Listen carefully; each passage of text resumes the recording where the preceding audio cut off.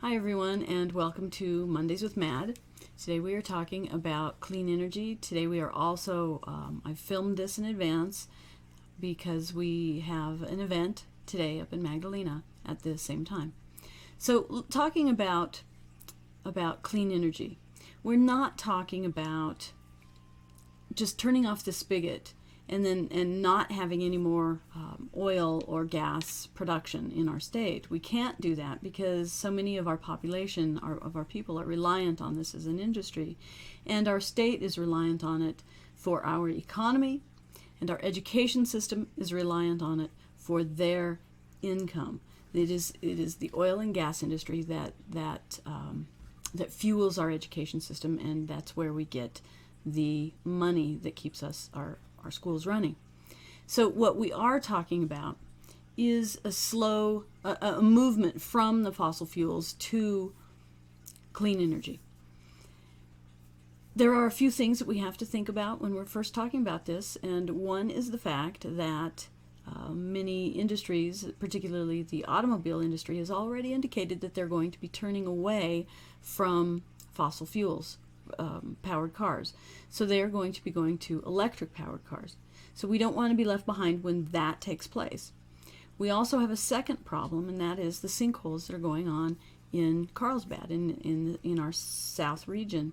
So there are places where you drive along the highway and the roads, and you see these signs, and they warn you that these sinkholes could collapse at any time. The whole time you're driving on these roads, you're in imminent danger. It's these sinkholes.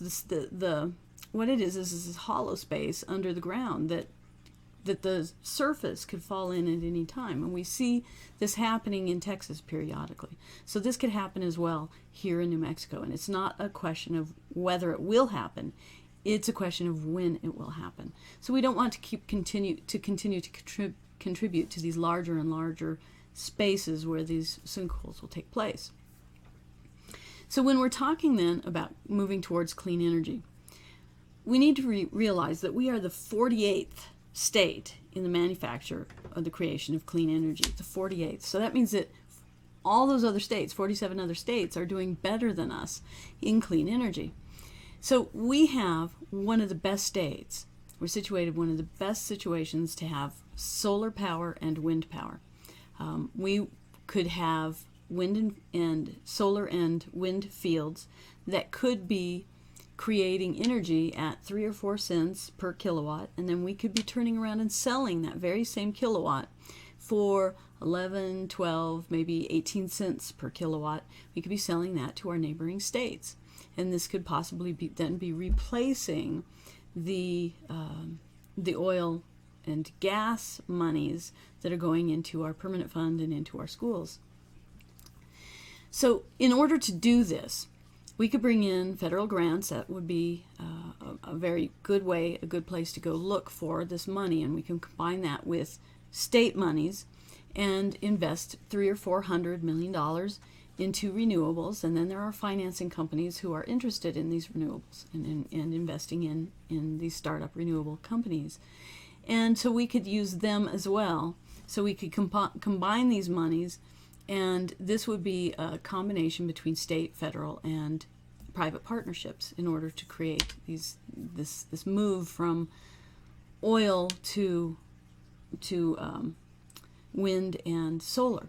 And when we're thinking about that, think about this. In Texas, the oil companies themselves are the ones that are investing privately into these solar and wind fields.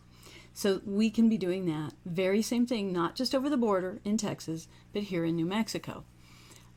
We need to, in order to do this, one of the things that we need to do is to bring back the tax incentives at the federal level and at the state level that encourages investment in renewables and that encourages us, the individuals, from putting the solar panels on our own roofs. And also at the corporate level, we really need to think about having incentives for our corporations so that they are investing in renewables. So if we invest in these two renewables, wind and solar, we could easily be powering New Mexico, but also exporting the energy across state lines and even into Mexico, and that would bring revenues into our state. I would like to see solar for schools, tax credits. I would like to see tax credits for schools so that the schools can put solar panels on their rooftops. And the money saved will then go back into the school so that they will be not just saving money, but it will be helping to lower the cost for the school for energy. And then those schools would then be rolling that money back over into programs. We have already created, or we're in the process in our state of creating high power lines to transport this energy across the state and over into reaching to California. So we will use these, and we will also invest in local developers who also want to have their wind fields on their land, or solar fields, and we will also use a percentage of this, as I said before, the monies that are then made at this level so that the money isn't just going to these corporations. They aren't leasing the land for $40 a year or some one of the ridiculous types of leases that we see made. But we need to make sure that those leases are creating funds that are coming back into our state. So the plan then is that by 2030 we could be in our state at 50% renewables, by 80% and 80% by 2040, and I think that this is achievable. And this would be without that sudden turn off of the spigots that so many people are afraid of, and that would threaten jobs here in New Mexico. And instead what we would be doing, it would be creating new jobs, so that as the oil field jobs are slowly going away, there are new jobs for them on the other side. And we'll continue with the training as people move from one to the other, especially if some of these corporations are doing both, so that the oil corporations are then turning into wind and solar powered corporations. And then we can see the workers not necessarily having to get a new job with a new company, but with their own job and just move over into the new energy. This is expected that it would create several thousand jobs in construction, so in these ancillary areas in construction and operation and maintenance. And it is also projected to lower household energy costs, so that your bill should then go down across our state. Many corporations are turning to renewable energy for themselves because they realize the benefits in them. So when we're looking around, we see that the companies here, we see it, New Mexico is like stuck in this rut of this old-fashioned thinking. But when we look at these other companies who are saying we're going to be 100% energy efficient and switch to 100% renewables, we're talking about GM, we're talking about Google, we're talking about Walmart, and these and more they've just said they're going to turn off their access to anything but renewable energies. So the idea that our state cannot do that is old-fashioned thinking. We need to break that idea, that mold that we're stuck in.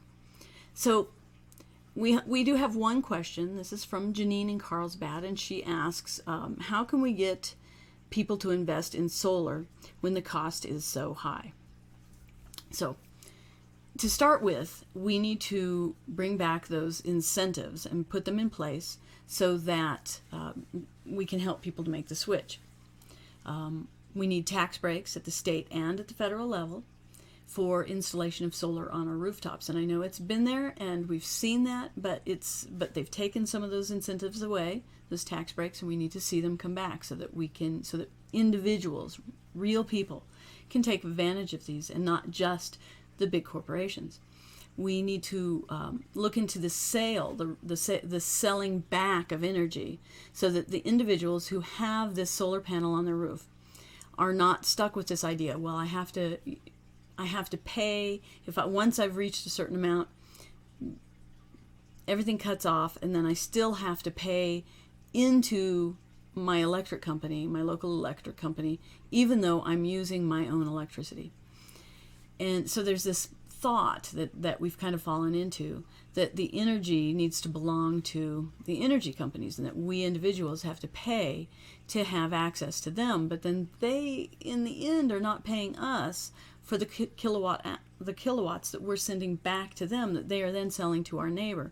And what we need to do is rethink that and think of it maybe a little more like water rights, that your solar power on your roof of your house is more like a water right, and begin to rethink some of those laws.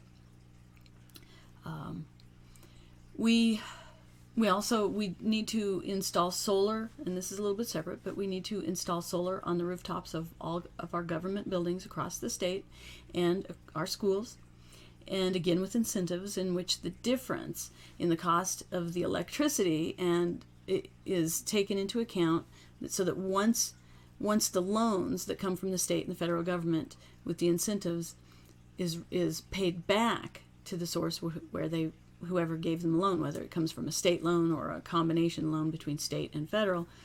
But once they reach that point where they've paid back that the cost, then of the cost of the equipment, then their money, the money that's saved between their norm and what they now have, will be reinvested into the school or into the local community based on the fact that there is a savings in electricity. So this is what I'm hoping to see, and this is I think a good plan, a good way that we can at least begin to start talking about making that shift from solar, from fossil fuels to solar and wind and renewable energy. So we'll work towards that during the next few years, and I'm very excited to get to work on that. Today is the last of our Mondays with Mad series, and we're looking into doing more of a Mad Minute where we can kind of talk about some small, just short bites of topics, so that when I see these questions that people are asking, and we have just these short, here's a 1 minute answer to some of these, then we'll start posting them on Facebook as well. So we're not going to stop, but we're going to stop doing these, because as we're getting close to the end of this race, there's less and less time to spend a lot of time in front of the television, in front of this the camera. So thank you, and I hope you've enjoyed these Mondays with Mad series, and I hope to engage you with the Mad Minutes. Thank you, and send your questions to Mondays with Mad, and we will continue looking at those questions and answering them. So thank you very much. Bye.